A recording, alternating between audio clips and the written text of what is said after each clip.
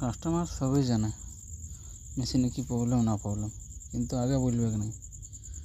মেশিনটা অর্ধেক কাজ হয়ে গেছে, সার্ভিস করতে গেছিলাম, ক্যান্ডেল টেন্ডেল সব পাল্টেছি, তারপরে বলছে যে এটা 4টে লাইটই জ্বলে। এই দেখো 4টে লাইটই একসাথে জ্বলে যাচ্ছে, মেশিনটা অফ হয়ে যাচ্ছে, কিছুক্ষণ চলছে আবার ঘুরে অফ হয়ে যাচ্ছে, আবার কিছুক্ষণ চলছে আবার অফ হয়ে যাচ্ছে।